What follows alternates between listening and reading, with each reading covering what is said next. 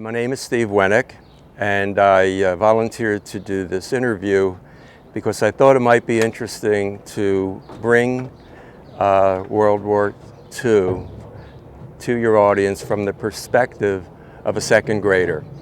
I was 7 years old, and I have some vivid memories that I thought might be interesting.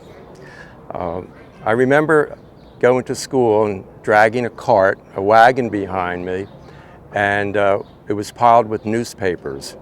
And we also carried boxes of bottle caps and tin cans, and these were all used as part of the war effort to recycle material for the war effort. Also, in our classrooms, we were encouraged to purchase stamps, and these little stamps were put into booklets. And the booklets, once they were full, could be traded in for a war bond. And this was an ongoing activity of ours. My dad and I took part in the Victory Garden program. We planted tomatoes, cucumbers, radishes, and a variety of other vegetables so that we could participate, as civilians in the home front in supporting our troops in the war. I know some of the older kids were sending victory mail letters. These were letters that were sent to the troops overseas. One of my earlier impressions of my family was I had several uncles in the service, but one came home and he was bandaged on his face and his hands, and I looked at him and he said, "No, look at this," and he pointed and he had a Purple Heart. So he was, that really impressed me, and I'm very proud of that. Also, in school, we were, every day we had the Pledge of Allegiance to the flag, and we sang the Star Spangled Banner. Things were very patriotic then. If you would go to the cinema, to the movie, they would always have newsreels. In fact, I told my daughter about it, and she said, "Well, didn't you have TV?" I said, "Well, I don't think they had it back then." So every week, if you would go to the movie, you would get a war update on the newsreels.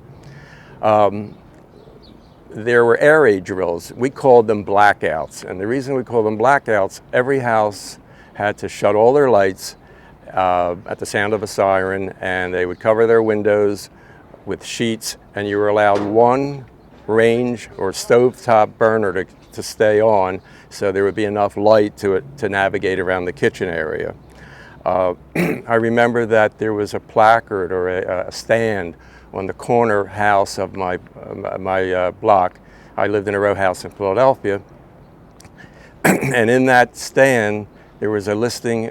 They posted all the names of the servicemen that died in action from the area, and I also remember vividly that those who were serving, those families had a special star and flag on their door. It was called the Son in Service flag, I think. I do remember air raid warden boxes, or they had the air raid wardens, and then they had these big boxes where they stored shovels, blankets, helmets, and other items.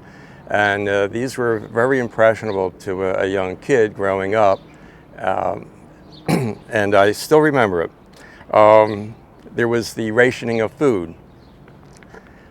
In our class, we had one kid that was the son of a butcher, and there was a girl who was the daughter of a gasoline station owner. And they were the two most popular kids. You couldn't get meat, and you couldn't get fuel oil. One of the songs that I do remember from that era is Rosie the Riveter, and I can hear it to this day. And that song was really a tribute to the women who took the place of the men that were serving abroad. Although women were serving abroad, the vast majority were men.